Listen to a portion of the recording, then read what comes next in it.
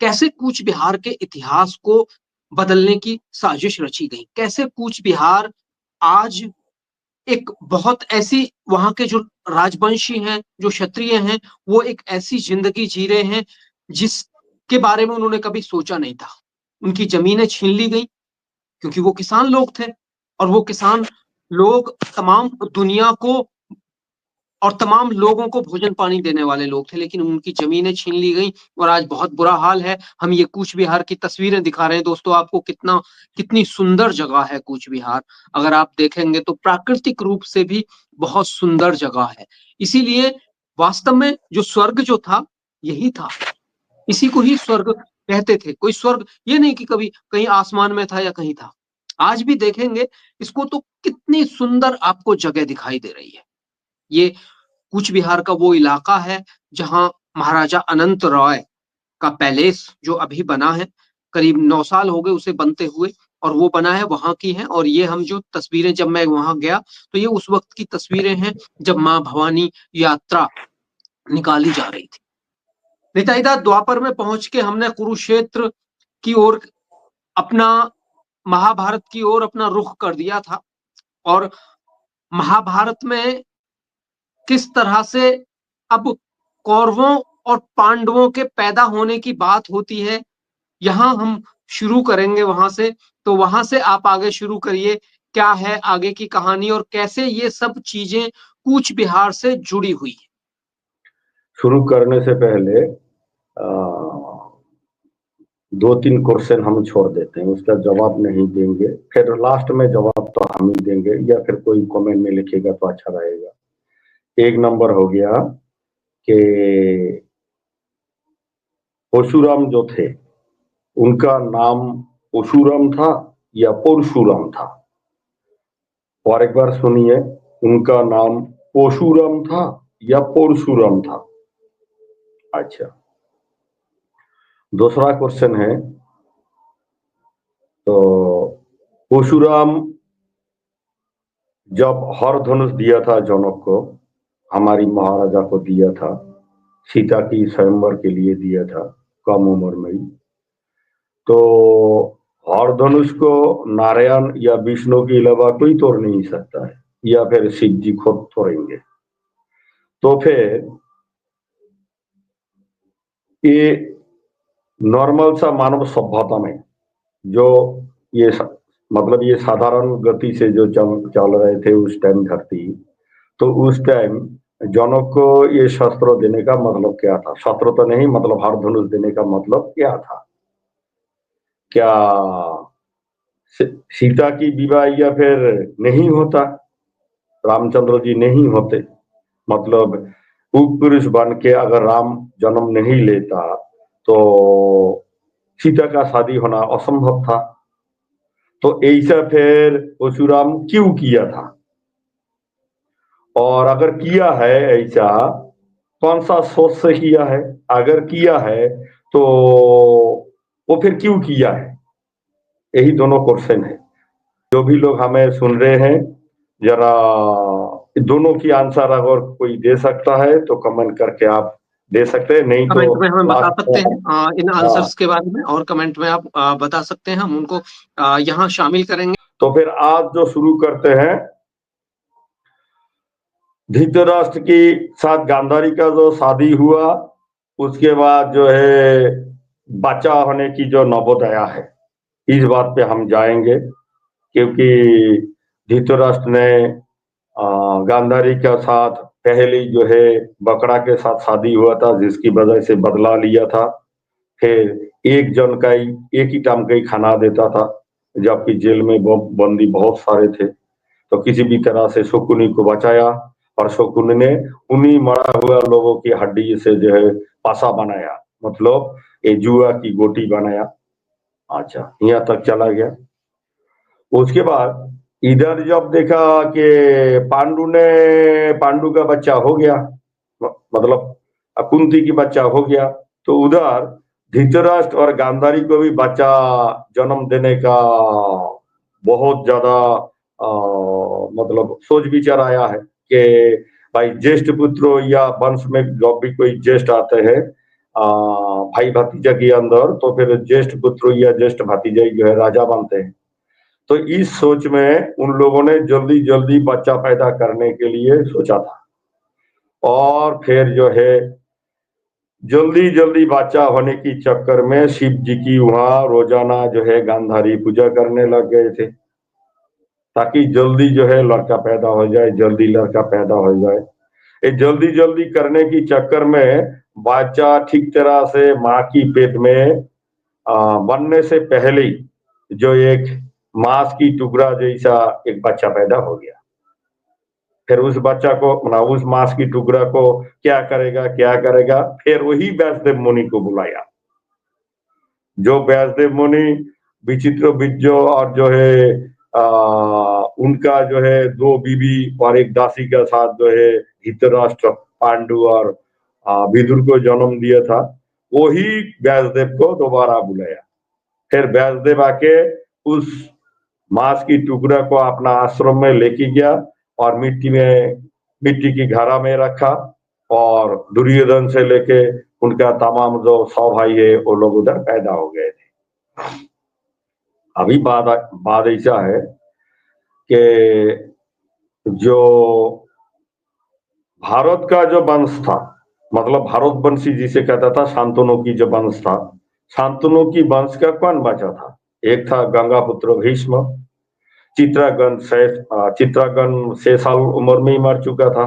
विचित्र बीज जो है बच्चा पैदा करने से पहले ही जो है उसने लड़ाई में महाराज बनने की जो लड़ाई हुआ था उसमें जो है वो मारा गया था। तो अभी शांतनु की वंश का कौन बचा था? गंगा पुत्र भीष्म के अलावा और कोई बचा ही नहीं था। तो फिर व्यासदेव वही जो है उनका जो है 3 पुत्रों की अंदर जो धृतराष्ट्र था, वो फिर पांडु का बाद वो राजा बना। पांडु चला गया जंगलों में, फिर उधर उन्होंने बच्चा पैदा कर दिया 4-5। तो अभी बात ऐसा है कि चाहे पांडु हो या फिर धृतराष्ट्र हो, इनका नाम से जो बच्चा हस्तिनापुर में घूम रहा है, चाहे पंच पांडव कह लीजिए या फिर कौरव कह लीजिए, मतलब ये दुर्योधन, दुशासन, ये 100 भाई, इधर ये लोग है 5 भाई।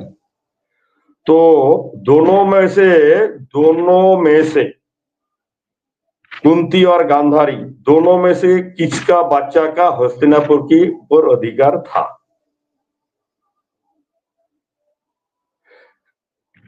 सिंहासन के लिहाज से सिंहासन किसका होता है? क्षत्रियों का होता है। उस लिहाज से कुंती की जो 5 बेटा था, 5 बेटा का ही उसमें अधिकार था, जबकि धृतराष्ट्र या पांडु का साथ शांतनु का कोई संपर्क था ही नहीं। तो पांडु भी ब्राह्मण था और धृतराष्ट्र भी ब्राह्मण था। इधर कुंती भी क्षत्रानी थी और गांधारी भी क्षत्रानी थी। लेकिन गांधारी का पेट में जो मांस की टुकड़ा जो पैदा हुआ है, उसी में से ये लोग 100 भाई बने। तो इसका पिताजी कौन हुआ? धृतराष्ट्र। धृतराष्ट्र का पिताजी कौन है? व्यासदेव। व्यासदेव का पिताजी पराशर मुनि। लेकिन पंच पांडवों के बाप तो उसमें तो धर्मराज है, पवन देव है, ऐसा ही जो इंद्रदेव है। तो अभी जहां तक सिंहासन की सवाल है, जहां तक हस्तिनापुर के सिंहासन की सवाल है, उसमें बैठेगा तो किसका अधिकार था उसमें? बिल्कुल, यही सबसे बड़ा सवाल था जी। देवता की पुत्रों का अधिकार था या कि ब्रह्मा की वंशज का, उनका वंशज का अधिकार था? ये बात भली भांति जानता था भीष्मदेव, भली भांति जानता था। लेकिन जब अंबालिका इनको लेके आया था, तो लाने वाला कौन था? वही भीष्मदेव था। और जब गांधारी को लेके आया तो लाने वाला और जबरदस्ती शादी कराने वाला कौन था? जबरदस्ती शादी कराने वाला भी भीष्मदेव था। इसीलिए भीष्मदेव बुरी तरह से फंस चुका था। वो खोल के कुछ बोल भी नहीं पा रहा था, लेकिन दिल से हमेशा यही चाहता था कि पंच पांडव या कर्ण, ये 6 भाई में से कोई जो है एक हस्तिनापुर के सिंहासन में बैठे। लेकिन वो बाहर जो है बोल नहीं पाता था, लेकिन मन ही मन यही चाहता था कि इन्हीं 6 भाइयों में से कोई ना कोई हस्तिनापुर में बैठे, जो हस्तिनापुर को सुरक्षित रख सकता है, ऐसा कोई क्षत्रिय या ऐसा कोई देवता। तो उसके बाद आपस में इनका लड़ाई होते गया।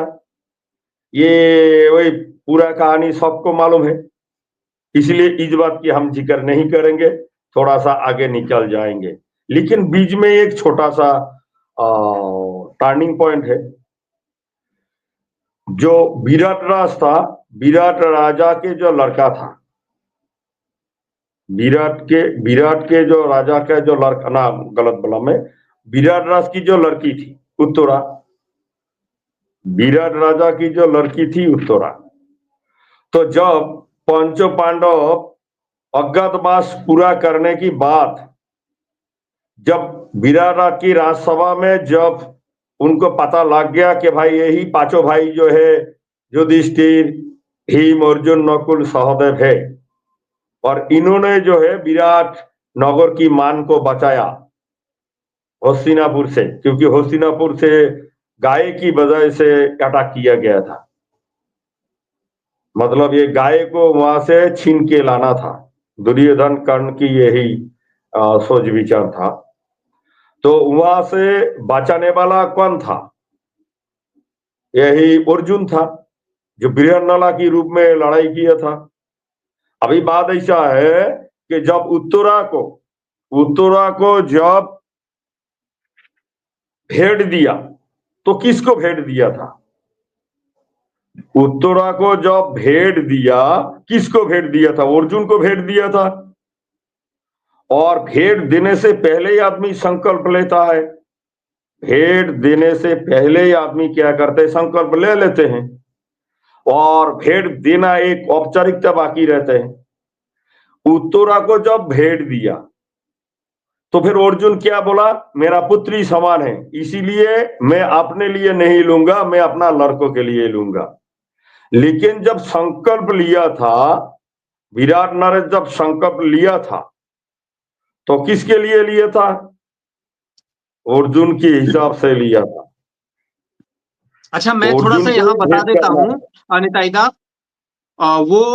कुछ लोग विराट बोल देते हैं, विराट भूप यानी विराट राजा। कुछ हमारे यहाँ बोलते हैं वैराट भूप, मतलब वैराट राजा, जिसके यहाँ जब ये अज्ञातवास पे रहे थे ब्राह्मण, तो हमारे यहाँ वैराट भूप, मतलब भूप का मतलब होता है राजा, वैराट राजा, और उधर विराट राजा बोल देते हैं। तो ये थोड़ा सा कंफ्यूजन हो सकता है जी। अच्छा, ठीक है सर। फिर जो है तो अभिमन्यु मरने का पीछे और कोई कारण नहीं है। अभिमन्यु मरने का पीछे यही कारण है, क्योंकि विराट राज ने संकल्प लिया अर्जुन को देने के लिए, और दिल से दे दिया, मतलब औपचारिकता बाकी था। उसी टाइम अर्जुन बोला कि मेरा पुत्री समान है, मैं नहीं लूंगा। लेकिन मेरा पुत्र के लिए मैं अभिमन्यु के लिए जो है उत्तरा को मैं ले रहा हूं। तो बात 2 हो जाता है। जब संकल्प ले लिया तो फिर उत्तरा किसका हुआ? अर्जुन का हुआ, अभिमन्यु का हुआ? हाँ, संकल्प तो अर्जुन के लिए ही लिया गया ना।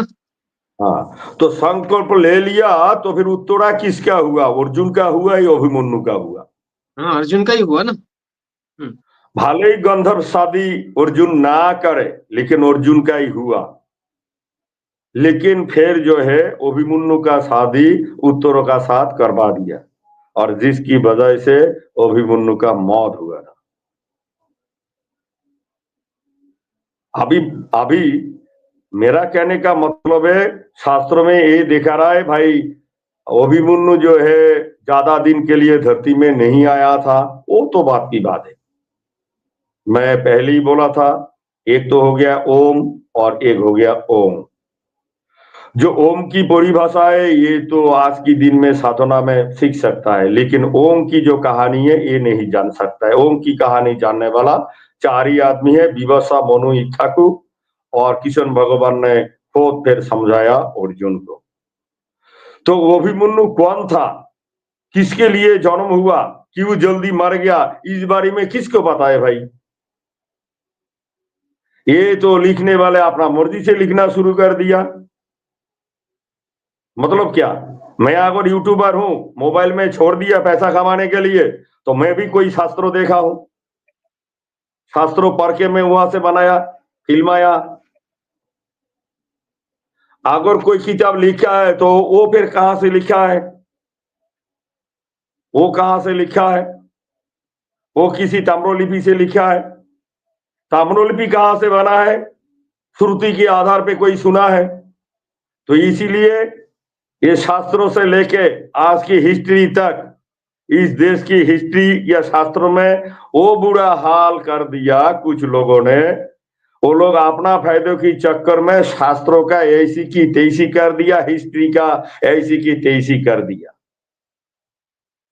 इसीलिए हमारी देश की हिस्ट्री, आजादी की हिस्ट्री से लेके सत्ययुग का कहानी, आप उसको पुराण समझो, वेद समझो या फिर हिस्ट्री समझो, इसको पढ़ने का टाइम थोड़ा सा अपना सोच विचार भी लगाइए।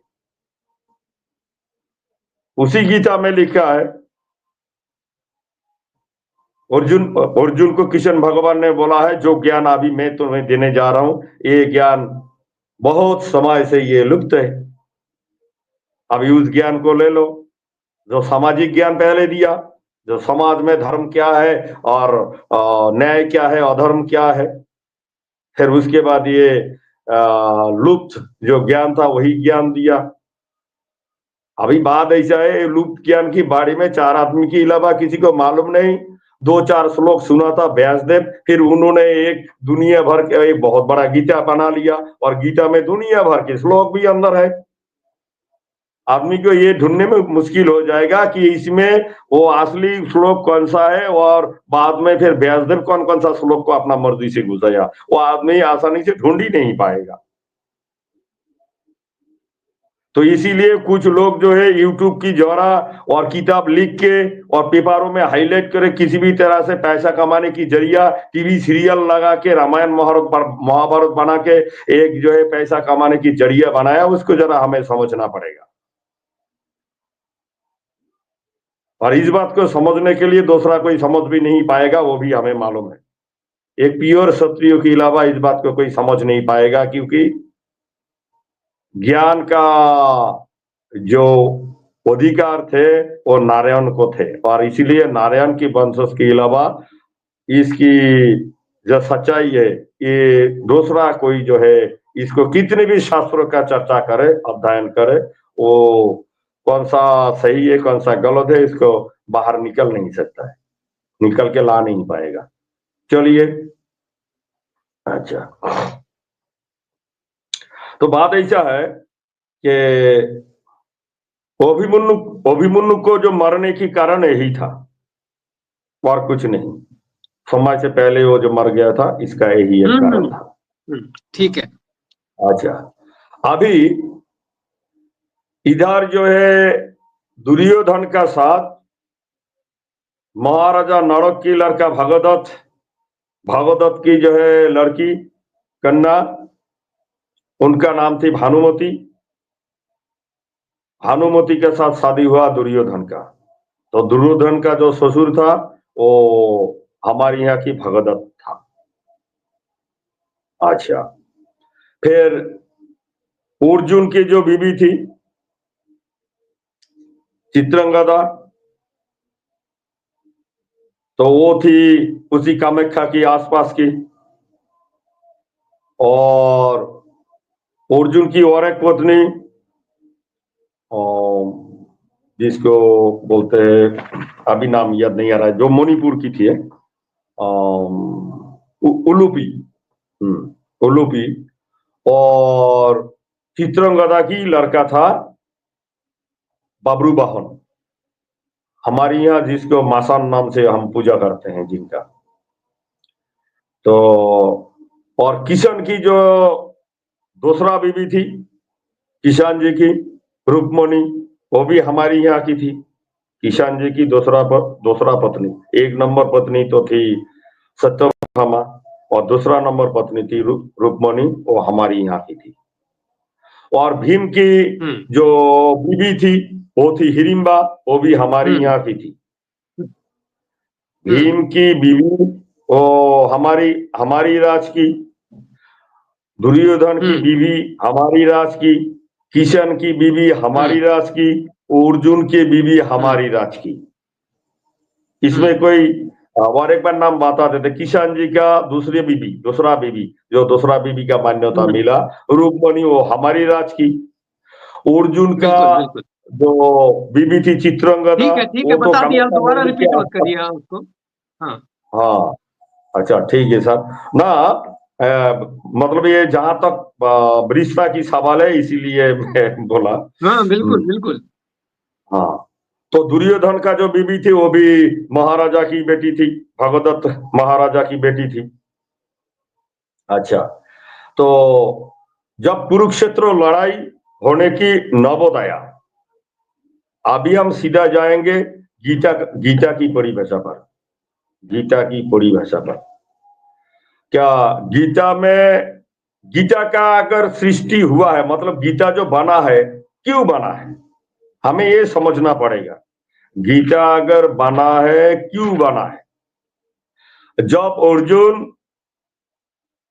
अर्जुन जब दोनों सेना की बीच में किशन भगवान ले जाके रथ को खड़ा कर दिया, और अर्जुन दोनों साइड में देख रहा था, लेकिन जब विरोध में देख रहा था, विपक्ष में देख रहा था गंगा पुत्र भीष्मदेव, उसका दादाजी,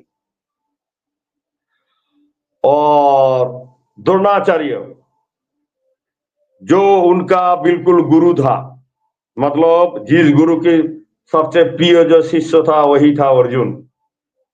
गुरु के लिए वो अपना जान को कुर्बान कर सकता था, ऐसा मतलब गुरु के ऊपर उनका आस्था या भक्ति था। गुरु के जो लड़का अश्वत्थामा, उसके बाद कुल गुरु कृपाचार्य, कोई भी हस्तिनापुर में पूजा पाठ होता था तो कुल गुरु कृपाचार्य करता था। फिर उसके बाद शकुनी मामा, उसके बाद सारे दुर्योधन वगैरह सारे वहां पे थे। तो अभी अर्जुन को ये दिमाग में आया, भाई हमें अगर लड़ाई करके लेंगे इन लोगों को मार के, तो हमें क्या मिलेगा वास्तव में? किसको मार के हम इस राज को लेंगे? अगर इनको हम मारने का बाद इस हस्तिनापुर को भी ले लेंगे, तो ये जो बुजुर्ग हमारी लोग हैं, हमारी जो ये पूजनीय जो बुजुर्ग लोग हैं, गुरुदेव है, दादाजी है, इनको फिर मामा थे, उनका मामा भी थे उस साइड में, दुर्योधन ने चालाकी से अपना पक्ष में लिया था।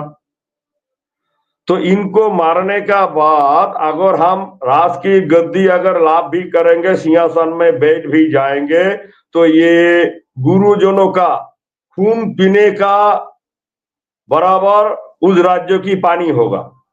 मतलब बात ऐसा है कि उस राज की हम पानी पिएंगे तो गुरुजनों की खून पीने जैसा मतलब खून पीना जैसा बराबर होगा उस राज की पानी पीना। तो इसीलिए हमें राज नहीं चाहिए। और अर्जुन जो है इस पर लड़ाई करना नहीं चाह रहा था, लेकिन किशन भगवान ने उनको समझाते समझाते गीता बन गया। बार बार यही समझाने का प्रयास कर रहा था कि तुम क्षत्रिय हो, न्याय और धर्म स्थापना करना ये तुम्हारी कर्म है। और इसकी मार्ग पर कोई अगर बाधा तुम्हारी बाप भी आएगा तो तुम्हें मजबूरन उसको भी हटाना पड़ेगा, क्योंकि ये धर्म युद्ध है। तो इसमें तुम्हारी गुरु हो या फिर तुम्हारी दादाजी हो या फिर तुम्हारी ताऊ हो, तुम्हारी कोई बड़े भाई हो, तुम्हारी गुरु भाई हो, इनको बिल्कुल नहीं देखना है। तो इस बात पर समझाते समझाते जो है ये गीता बन गया। अभी बात ऐसे आ गया कि जब उनको अर्जुन को समझाते समझाते गीता बन गया, और गीता त्रिभुवन का सबसे ज्यादा ज्ञान की भंडार है। इसकी बराबर पूरी दुनिया का ज्ञान अगर इकट्ठा करके तराजू में तोला जाए तो 10 रुपये की गीता की बराबरी नहीं कर सकता है। ये बात अगर सही है, और वास्तव में ये बात सही भी है, तो फिर आज के दिन में बहुत सारे क्षत्रिय लोग, उनको धर्म दिखाई नहीं दे रहा है कि हमारी धर्म क्या है, हमारी कर्म क्या है। बहुत सारे लोग क्षत्रिय धर्म को त्याग करके बहुत सारे दूसरी मार्ग पर चलना शुरू किया, दूसरी सोच विचार से आया है। हमारी कहने का मतलब यह है कि गीता की महत्व को समझाना है, समझना है। ये नहीं कि भाई हमने श्लोक जो है बिल्कुल जदा जदा ही धर्मस्व ग्लानिर्भवति भारत अभ्युत्थानम धर्मस्व तदात्तनं सृजमहं परित्राणाय साधूनां विनाशाय च दुष्कृतम धर्म स्थापनार्थाय संभावामि युगे युगे। ऐसा हमने श्लोक 10-20 बोल दिया, हम तो भाई बड़ा पंडित बन गया। ऐसा ऐसा श्लोक को जो है एकदम जुबान पे 50-100 रख के कोई फायदा नहीं। आगे बाई चांस अगर हमारी गीता की महत्व को हम नहीं जीवन में, हाँ, समझ जीवन में वो चीजें नहीं है, बिल्कुल सही बात है। अगर आपके जीवन में उनका प्रयोग नहीं कर रहे हो, उस धर्म का पालन नहीं कर रहे हो जो गीता में बताई गई हैं, तो फिर आपके 1-2-4 दोहे या गीता को कंठस्थ करने का कोई मतलब नहीं है। हमारे साथ अलग अलग जगह से लोग जुड़े हुए हैं, आप हमें बता सकते हैं। हमें कुछ लोग बता रहे हैं कि कहाँ कहाँ से वो जुड़े हुए हैं, तो आप लोग हमें बता सकते हैं कि कहाँ कहाँ से जुड़े हुए हैं। कोई सवाल हो तो वो भी छोड़ सकते हैं, हम उसको दिखाएंगे। और ये जो हम प्रोग्राम कर रहे हैं लगातार, इस प्रोग्राम का मकसद हमारा यही है कि किस तरह से आज जो हमारे लोग हैं वो लोग कैसे उस इतिहास को जाने, कैसे उस इतिहास को समझें, और उस इतिहास को जान समझकर कैसे आगे बढ़ें, कैसे समाज के साथ और समाज को उस रास्ते पर लाएं, क्योंकि बहुत जरूरी है। तो आप सभी कहाँ से कौन जुड़ा हुआ है वो भी लिख के आप बता सकते हैं, कोई सवाल हो वो भी बता सकते हैं, हम उनको शामिल करेंगे। और अभी सब लोग जो हमारे साथ जुड़े हुए हैं वो सभी लोग चैनल को सब्सक्राइब कर लेंगे। नीचे सब्सक्राइब का बटन है, अगर उसको सब्सक्राइब कर लेंगे तो आपके पास खुद ब खुद वो चैनल से सारे इंटरव्यूज और जो इस तरह की डॉक्यूमेंट्री फिल्म है वो सारी पहुंचती रहेंगी आपके पास। जो भी इंफॉर्मेशन है वो आसानी से पहुंचती रहेंगी। तो सभी सब्सक्राइब कर लेंगे तो आपके पास खुद ब खुद पहुंचती रहेंगी। जी निताई आप आगे चलिए।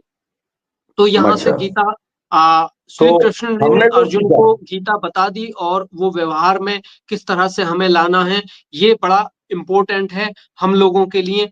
अब हम ये तो हो गया, युद्ध पे आ गए, लेकिन हम थोड़ा सा चाहते हैं कि श्री कृष्ण गीता के वाला और जो, 2-4 बात है हाँ सर, 2-4 गीता के और 2-4 बात है। जैसे हम गीता में कोई गीता में मतलब मैं तो ऐसा एक टाइम था कि रोजाना गीता पढ़ता था, लेकिन उस श्लोक को कंठस्थ करना वो मेरा नेचर नहीं था। मुझे बस गीता के महत्व को समझना था। ये बार बार जो है कई बार कृष्ण भगवान अर्जुन को कई बार क्षत्रिय बोला, कई बार जो कौंतेय बोला, कई बार जो है सखा बोला है, कई बार पार्थ बोला है। तो मैं गीता के अंदर जो 2-4 श्लोक जो मुझे अच्छा लगा, जैसे एक हो गया ज्यादा ही, और एक हो गया गुरुनु हत्ता ही महानुभवान। एक हमें जस्ट गीता की महत्व को समझाना है कि क्यों अर्जुन को समझा रहे थे। बस बस बस आगे बढ़िए। हाँ, तो उसके बाद फिर लड़ाई हो गया। लड़ाई में एक एक करके सारे मरते गए। तो फिर अभिमन्यु भी मारा गया। चलिए ये हो गया। अब मैं चाहता हूँ कि आप नहीं सर, श्री कृष्ण जी को, ये 2-4 छोड़िए, अब सुनिए ना, ना ना सुनिए सुनिए सर, दो चार टर्निंग अब मैं पॉइंट है, चाहता हूं, सुनिए साहब, दो चार टर्निंग पॉइंट है। जैसे लड़ाई के अंदर एक रात को लड़ाई हुआ था, रात की लड़ाई से एक टर्निंग पॉइंट है। जैसे रात की लड़ाई में जब अर्जुन के अलावा कोई रात को लड़ नहीं सकता था, तो उस टाइम किशन भगवान ने फिर भीम को याद किया, बोला तुम अपने बेटे को याद करो। फिर घटोत्कच पहुंच गया लड़ाई में। और जब मतलब एक प्रहर बचा था, उसी टाइम दुर्योधन ने देखा कि अभी हम हारने वाले हैं, तो उस टाइम से फिर युद्ध को समाप्ति घोषणा कर दी। लेकिन जब शिविर में गया था, घटोत्कच जब शिविर में गया था, तो उस टाइम बड़े ताऊ से पूछा था कि बड़े पिताजी, तो मुझे क्या लड़ाई में इसीलिए नहीं बुलाया गया कि मैं राक्षसी का लड़का हूं, जबकि मेरा पिताजी तो क्षत्रिय है, पिताजी मेरा क्षत्रिय है, मां राक्षसी है, बोल के मुझे लड़ाई में जो है इनवाइट नहीं किया था। तो उसका जवाब युधिष्ठिर का पास नहीं था। और फिर किशन भगवान ने बोले कि तुम्हारी मां सतरानी की मर्यादा को पाने के लिए पूरा जिंदगी जो साधना किया, जिस साधना की द्वारा तुम्हारी मां को कुरुक्षेत्र की लड़ाई की सबसे पहले जानकारी हुआ था माता कामाख्या के पास से। और इसीलिए जब जब धरती में क्षत्रियो या सतरानी की तेज कम होने लगेगा, आने वाला वक्त में कलयुग समापन होने की टाइम में ऐसा ही होगा। क्षत्रियो जब अपना तेज को खो बैठेगा, सतरानी अपना तेज को खो बैठेगा, उस टाइम तुम्हारी माता की जो साधना है, तुम्हारी माता की जो मतलब साधना की जो रहस्य है, उसको याद करेगा, तो क्षत्रियो या सतरानियों को दोबारा तेज मिल जाएगा। और इसीलिए हमारे इधर सारे आदमी सभ्यता की परिचय की एक किताब है, उसमें हिडिंबा का कहानी है, उनको भी सारे याद करते हैं। अच्छा, ये मैं ये टर्निंग चाहता पॉइंट। हूं कि आप थोड़ा सा जो कूच बिहार से लड़ने के लिए महाभारत में योद्धा गए, उनके बारे में थोड़ा सा हाँ बताएं। हाँ, अच्छा, हाँ ठीक सर। तो कूच बिहार से लड़ने के लिए गए थे भगदत्त जो था, नौरंग राजा की लड़का जो भगवत थे, भगदत्त कुरुक्षेत्र की लड़ाई में लड़ने गए थे। अर्जुन का साथ उनका लड़ाई हुआ। तो जब अर्जुन के साथ लड़ाई हुआ था, उनका दाहिने बाजू में माता की दिया हुआ कवच था। मतलब कवच वो कैसे कवच था कि जब तक वो कवच उनका शरीर में रहेगा, तब तक कोई जो है उनका कुछ बिगाड़ नहीं सकता है। मारने का बात तो छोड़ ही दीजिए। फिर जो है जब भगदत्त ने जब वैष्णव अस्त्रों का प्रयोग किया था, उस टाइम फिर किशन भगवान अर्जुन के सामने खड़ा हो गए।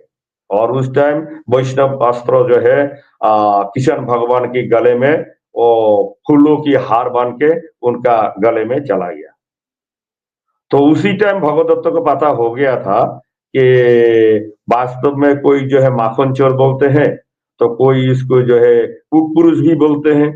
ये जो उप पुरुष है, ये तो अभी क्लियर हो गया। लेकिन जबकि भगदत्त काफी बुजुर्ग हो चुके थे, तो फिर भगदत्त ये सोच लिया, चलो भाई अभी तो फिर शरीर को ही त्याग देंगे, इनकी सामने विष्णु जी जब सामने है ही है। तो फिर दोबारा लड़ाई शुरू किया। और अर्जुन को किशन भगवान ने बोला कि अर्धचंद्र बाण से तुम उनका डाइन भुजा को पहले काटो। डाइन भुजा को नहीं काटोगे तो तुम लड़ाई में जीत नहीं सकते हो, क्योंकि जब तक ये कवच जिस जगह पे, जिस शरीर में जैसे भी रहेगा, उस जगह का कभी बर्बाद भी नहीं होगा, उस शरीर का भी बर्बाद नहीं होगा। तो अर्धचंद्र बाण से जब दाहिनी भुजा को काट दिया, फिर उसके बाद जो है फिर बाएं हाथ से गदा लेके फिर लड़ाई में आ गया था। उस टाइम फिर और भी कई बाण चलाया, लेकिन उनका शरीर का फिर देहांत हुआ। लेकिन दाहिनी भुजा में कवच था, इसीलिए डाइन भुजा बिल्कुल जो है जीवित था। डाइन भुजा मतलब दाहिना हाथ, मरे नहीं थे, क्योंकि दाहिने हाथ में क्या था, कवच था। फिर हमारी इधर एक चील की तरह, चील से बड़ा होता है और एक पंछी होता है चील से थोड़ा सा बड़ा, वो गरुड़ नहीं है, हाँ, उनको हम कुरुआ बोलते हैं इधर। इस कुरुआ को लेके कई गाना भी है। तो चंडी मैया क्या किया, कुरुआ की रूप लेके, क्योंकि चंडी मैया का कवच वहां पे था, इसीलिए उस डाइन भुजा को, दाहिना हाथ को ले आके कुचबिहार के दीनहाटा, जो काजलीपुरा नाम की एक जगह है, आप गुसानी मारी में तो नहीं गए, नहीं गए थे क्या सर, गए हो आप तो? मैं उसका वही बगल बताना में चाहता हूँ कि दोस्तों मैं उस जगह पे गया जहां माँ चंडी ने उस कवच को लाके गिराया। उस मंदिर में गया मैं कुरुक्षेत्र वहां। में क्या आया था? हाँ, कुरुक्षेत्र से लाकर, मतलब हरियाणा पंजाब से लाकर वहां गिराया। और वहां आज भी बताया जाता है कि वो रखा हुआ है चौकी पे।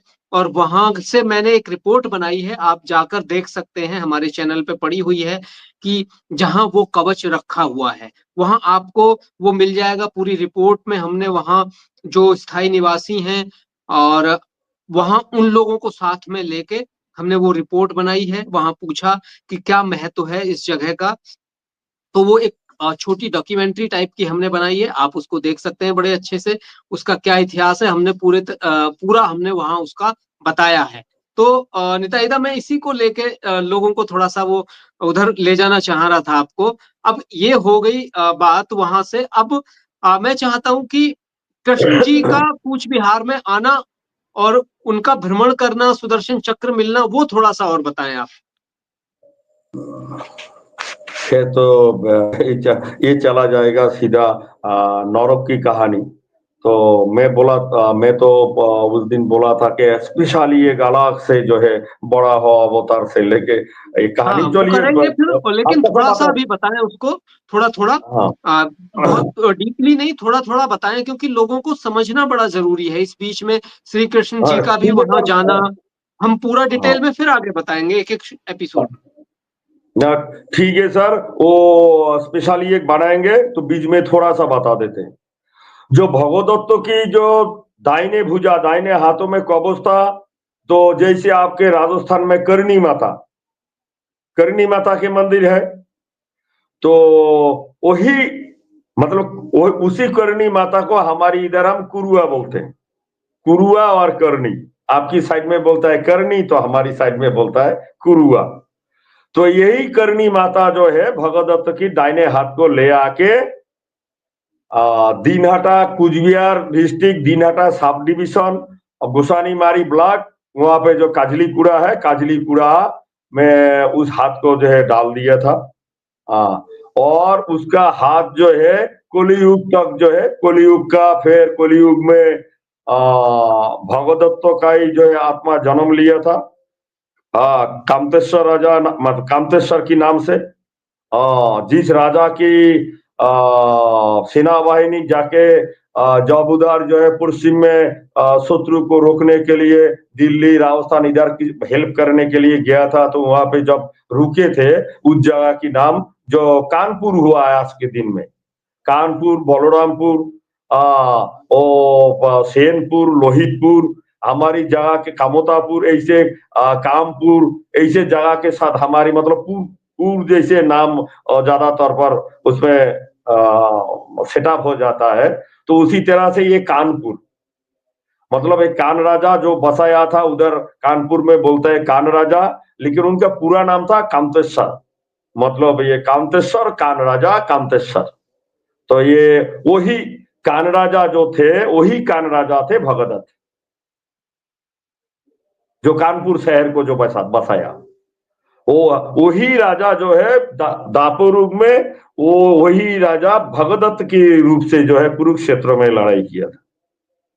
आज की दिन में आपकी वह जो है कानपुर नाम से सारे आदमी जानते हैं, कानपुर। बिल्कुल, बहुत बड़ा अच्छा। शहर है, बड़ा नामी शहर है, इंडस्ट्रियल एरिया कहा जाता है वैसे तो अब। जी। सेना रहते रहते वहां पे छोटा सा मार्केट शुरू हो गया, मार्केट से धीरे धीरे शहर, लेकिन तब तक कुछ बिहार के या कामोताराज के सेना जो है वहां से वापस आ चुके थे। कुछ दिन रह के लड़ाई करने के बाद वापस आ चुके थे, लेकिन वहां पे जो मार्केट लग चुका था वो बंद नहीं हुआ। चलिए सर आगे बढ़ते। तो भगवदत्त के जो पिताजी थे, भगवदत्त के पिताजी थे नौरक। शास्त्रों में लिखा है नौरोकासुर, इनको भी जबरदस्ती बना दिया असुर। बताइए सर, जो विष्णु की लड़का है उसको बना दिया जबरदस्ती असुर बना दिया। जबकि हाँ क्षत्रियों के अंदर जो बड़े बड़े योद्धा होते थे उनको देवता या क्षत्रिय मतलब सत्ययुग में नारायण की वंशज को देवता कहते थे। त्रेता युग में रजोगुनी बोलते थे, दापर युग में क्षत्रिय बोलते थे, कलियुग का मतलब ये गणतंत्र होने से पहले तक क्षत्रिय ही बोलते थे। 1000 साल पहले कोई ना राजवंशी बोलता था, ना कोई राजपूत बोलता था, ना कोई ठाकुर बोलता था। उस टाइम एक ही परिचय था, उस टाइम क्षत्रिय परिचय, 1100 साल पहले। तो ये जब दुष्मंत राजा से जो कहानी शुरू हुआ तब से आज से समझ लीजिए कि 1000 साल पहले तक पूरा क्षत्रियो की परिचय से ही जानते थे दुनिया। और गणतंत्रों से पहले से भी जब 70-80 साल पहले भी क्षत्रियो नाम से ही जानते थे, लेकिन गणतंत्र के बाद क्षत्रियो नाम पूरा जो है डूबने की कगार पे खड़ा हो गया। क्योंकि आजकल हम लोग क्षत्रिय बोलते नहीं, परिचय देते हम राजवंशी, कोई परिचय देते कोई ठाकुर, कोई परिचय देते राजपूत। तो बंटवारा भी आप उन लोग कर लिया। और यही जो जवाहरलाल नेहरू की यही जो है षड्यंत्र भी था, ये लोग आपस में बढ़ जाए फिर तो इकट्ठा हो नहीं पाएगा, तो भाई हमारी राज चलते रहेगा। चलिए, तो भगवदत्त के जो पिताजी थे मतलब भानुमति के जो दादाजी थे, तो सत्ययुग में माँ की पेट में आया। माँ की पेट में आने के बाद संघ तो उस टाइम मिल गया। उसके बाद जब 16 साल उम्र में फिर दोनों बाप और माँ दोनों मिलके परिचय दिया। दोनों का मिलन, पिताजी और मामी का मिलन हुआ लड़का की खातिर। फिर उसको भेज दिया इधर नॉर्थ ईस्ट इंडिया में भेज दिया, भाई तुम वहां पे जाओ। वहां पे जाके देखो ये मिथिला राज से पूर्वी बॉर्डर साइड में देखो, वो बाहर से किरात लोग इस साम्राज्य के अंदर घुस चुका है, तो उनको वहां से हटाओ, मारो काटो हटाओ, वहां को उन लोगों को भगा दो। मतलब ये आदमियों को खाने वाला जो इंसान आज के दिन में तो कोई नहीं खाते हैं। हमारी इधर बोलते हैं राक्षस और खाक्षस, राक्षस और खाक्षस। तो हिमालय की साइड में जो लोग ये इंसानों को खाते थे इनको बोलते थे खाक्षस, और हिमालय की उस साइड में जो रहते थे उनको बोलते थे राक्षस। एक बाप की दोनों ही बेटे थे। वहां से शुरू हुआ ये चाइना तिब्बत वाला कहानी। मैं एक दिन बोला था ना कि चाइना की क्या कमजोर नस है वो हमें मालूम है, भारत सरकार को मालूम नहीं। उनको कैसे बर्बाद करना है वो हमें अच्छी तरह से मालूम है, किसी को मालूम नहीं है। चलिए सर, तो यही किरात लोगों को नौरग ने फिर वहां से साफ किया। दोस्तों मैं ये और थोड़ा सा बता देता हूँ निताई दा यहाँ कि हम बोलिए किस तरह से चाइना से आज निपटा जाए, वो भी हम उसको लेकर आएंगे एक दिन कि किस तरह से चाइना से हम निपट सकते हैं। आज चाइना की जो विस्तारवादी नीति है उस पर किस तरह से हम कैसे कर सकते हैं, उस पर भी कभी बात करेंगे। और महाराजा ने भी मुझे बताया है इसको लेकर कि कैसे कैसे हैं चीजें, तो उन पर कभी हम बात करेंगे बहुत जल्दी और उनको देखेंगे कि क्या है और किस तरह की हम नीति अपना सकते हैं। और गवर्नमेंट को भी इस ओर ध्यान देना होगा, गवर्नमेंट को समझना होगा, क्योंकि हम पुराने तरीके से नहीं चल सकते, पुराने तरीके से चीन से नहीं निपट सकते जो हमेशा धोखा देता है। जी अब आगे बढ़ेंगे निताई दा, बताइए। अच्छा, तो नौरक को दिया था, नौरक पैदा होने से पहले ही दिया था शंख। उसका माँ की पेट की दर्द को कम करने के लिए दिया था शंख। उसके बाद दिया था सुदर्शन चक्र दिया था। बड़ा हो मतलब विष्णु जी ने सुदर्शन चक्र दिया था। उसी सुदर्शन चक्र दिया था और जो है दिया था वैष्णव वस्त्रों दिया था, वैष्णव वस्त्रों। फिर वही वैष्णव वस्त्रों का फिर जो है उस वैष्णव वस्त्रों को कैसे कैसे हासिल कर सकते हैं वो अपना पूरा बेटे को ज्ञान दिया। फिर भगवदत्त ने उस वैष्णव वस्त्रों को फिर इस्तेमाल करना सीख गया था। उसी वैष्णव वस्त्रों को जो है और कृष्ण भगवान के ऊपर जो प्रयोग किया था, जो माला बन के कृष्ण भगवान की गले में फूलों की हार बन के मतलब हार पहना दिया था वैष्णव शास्त्रों ने। तो और नौरव के जो मरने की नौबत आया था, मतलब मृत्यु का जब टाइम आया था, तो फिर सत्यभामा और किशन जी, सत्यभामा और किशन जी दोनों चला गया कामाख्या मंदिर की ओर। लेकिन किशन भगवान खुल के सत्यभामा को नहीं बोला था कि वास्तव में हम एक लड़ाई में जा रहे हैं। सत्यभामा को ये बोला गया था कि बोले चलो भाई कामाख्या मंदिर घूमने के लिए जाते हैं। तो वहां पे कामाख्या मंदिर के नाम पे ये आया था लड़ने के लिए, लेकिन सत्यभामा को मालूम नहीं था। थोड़ी सी सेना उनके साथ थी। फिर इधर सीमा में जब घुसा तो भाई अगर कोई आम जनता ऐसे आ जाते तो उसमें कोई वो नहीं, साधु का वेश लेके कोई आएगा तीर्थ भ्रमण करने के लिए तो कोई प्रॉब्लम नहीं। लेकिन तुम राजा महाराजा की वेश लेके किसी महाराजा की राज की एरिया के अंदर जाओगे तो पहले सूचित करना पड़ेगा। लेकिन कृष्ण भगवान ने सूचित नहीं किया, मतलब ये लड़ने की सोच से ही आया था। बात अभी ऐसा है कि नौरव का जो मृत्यु था, नौरव कैसे मरेगा, नौरव का क्या वरदान था, इस बारे में हम थोड़ा सा डिस्कस कर लेते हैं। नौरव माता चंडी की पूजा करते थे। पूजा करते करते करते करते एक दिन माता चंडी नौरव को पूछा, हे भक्त, तुम खाली मेरा पूजा ही करते हो, कुछ मांगते क्यों नहीं?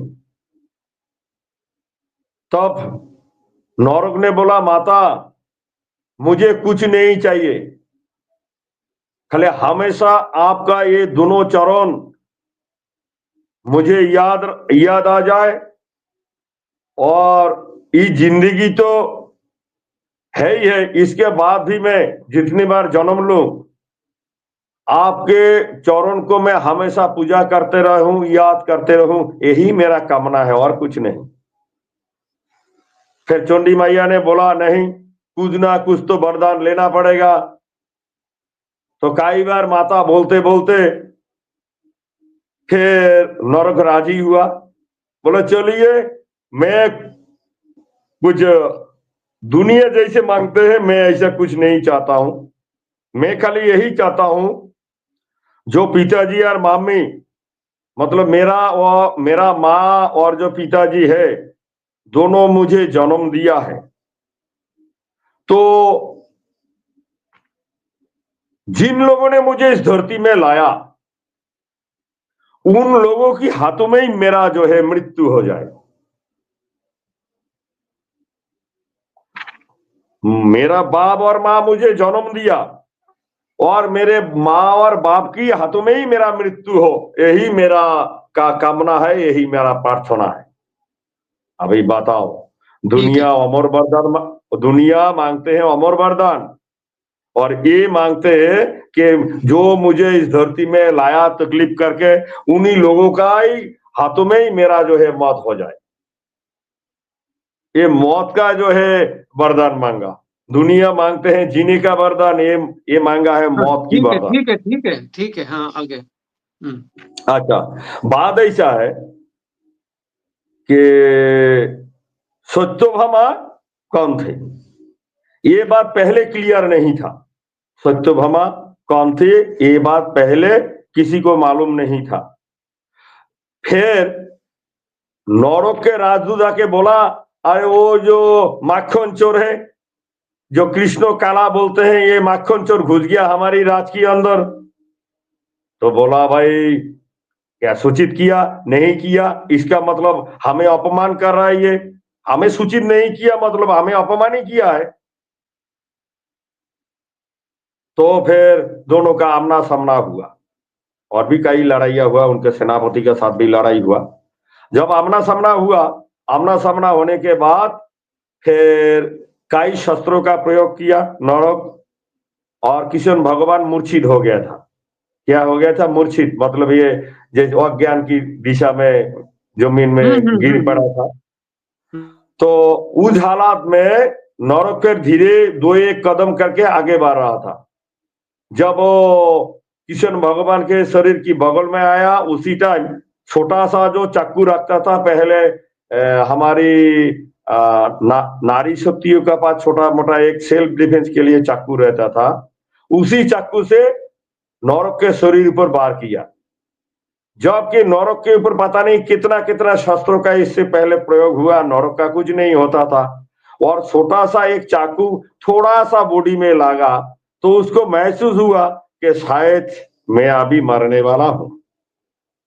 तो सत्यभामा को भी मालूम नहीं था कि क्या हो रहा है, सेल्फ डिफेंस के लिए उसने मारा था।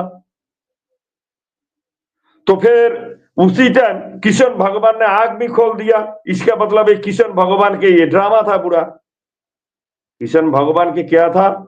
ये एक ड्रामा था, नहीं तो सत्यभामा तो शस्त्रों का प्रयोग करेगा ही नहीं।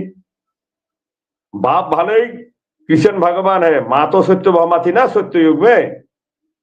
अभी बात ऐसा है कि धरित्री जो है मरने का बाद सत्यभामा रूप में जन्म लिया था, ग्वाला की घर में, शूद्रों की घर में। फिर वो कैसे? जब महाराजा जनक की वहां धरित्री अपना बच्चा को रखने के लिए वराह अवतार ने, मतलब विष्णु जी ने बोला था कि जनक की वहां बच्चा को रखना और किसी के पास नहीं। तो फिर बच्चा एकदम बिल्कुल सही सलामत जो है देखभाल होगा। लेकिन फिर भी धरित्र को जो है अपना बेटे की मोह के ऊपर इतना मोहित था कि भाई बच्चा उनका हाथ में मैं छोड़ दूंगा, पता नहीं बच्चों को कैसे देखेगा नहीं देखेगा, यही डर था। और इस डर के कारण धरित्री दासी बनकर फिर जो है जनक की राजमहल में आया, काम मांगा और काम मिला, और कामों की बीच बीच में क्या करता था? बच्चों को देखता था, मतलब महाराजा नौरव को देखती थी। और जिसकी वजह से सतरानी होकर भी बेटे की मोह के लिए, बेटे की मोह माह के ऊपर, मतलब दुनिया के मंगल के लिए नहीं, धरती की मंगल के लिए नहीं, समाज की मंगल के लिए नहीं, अपना खाली व्यक्तिगत मोह की लालच में दासी बन के बहुत सारा जिंदगी का समय बीत चुका था, 16 साल बीत चुका था। इसीलिए विधाता ने उनको फिर वही शूद्र कुल में जन्म दिया। लेकिन जन्म होने का बावजूद भी किशन भगवान के साथ उनका शादी हुआ। पैदा होते ही फिर वही किशन भगवान को पति रूप में मांगने लगा था, पति रूप में मांगने लगा था। तो सत्यभामा शूद्र कुल में जन्म लेने का बाद किशन भगवान का साथ शादी हुआ। शादी होने का बाद वही विष्णु जो है किशन भगवान का रूप है, और धरित्री जो है सत्यभामा की रूप है। फिर नौरव जो है बाप और मां के कारण नौरव का मृत्यु हुआ। लेकिन मृत्यु होने से पहले सत्यभामा को भी जानकारी नहीं था। पिछले जन्म का कहानी तो किशन भगवान को मालूम है, सत्यभामा को तो मालूम नहीं था ना। तो फिर लास्ट में फिर वही नौरव बोला कि आप दोनों कौन हो, मुझे देहो पर मुझे परिचय दो। तो अब किशन भगवान बोला कि तुम्हारी तो नौरव बोला मेरा तो वरदान था, जो मुझे धरती में लाया है उन्हीं की वजह से मैं जो इस धरती को त्याग करूंगा, मृत्यु को ग्रहण मतलब मेरा मौत होगा। तो उस टाइम किशन भगवान ने बोला है कि नौरव मैं तुम्हारी बाप हूं, अरे तुम्हारी माँ है धरित्री।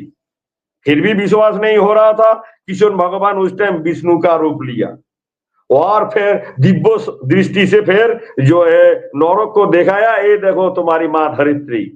उस टाइम सत्यभामा भी दुखी हो गया, मेरा पिछले जन्म की लड़का को मैंने अपनी हाथों से मार दिया। फिर किशन भगवान बोला है भाई उसको भी तो शरीर त्यागना है, सत्य युग में तुम्हारी पेट में आया, त्रेता युग की पूरा निकल गया, संदिग्धन में जन्म हुआ, पूरा दापर युग खत्म होने को जा रहा है, अभी भी ये जिंदा है। बताओ, सत्ययुग पेट में आया, त्रेता युग की संदिग्धन में जन्म लिया और दापर युग की संदिग्धन चल रहा है, तो अभी कितना दिन जीवित रहेगा? और इसीलिए जो है बेटे को जो है मुक्ति भी मिलना चाहिए, जिसकी खातिर मैं आज तुम्हें लेके आया। तो फिर उस टाइम फिर नौरव ने बोला, पिताजी और मम्मी, तो चलिए मैं तो अभी मौत को गले लगा लूंगा, लेकिन दुनिया मुझे कहीं बुरा ना बोले कि अपने बाप और माँ के साथ जो है लड़ाई किया है, बुरा ना बोले। और इसीलिए कृष्ण भगवान ने बोला है कि दीपावली के जो पहले दिन एक चतुर्दशी होता है, उस चतुर्दशी को नरक चतुर्दशी बोलते हैं, पंजिका में लिखा है।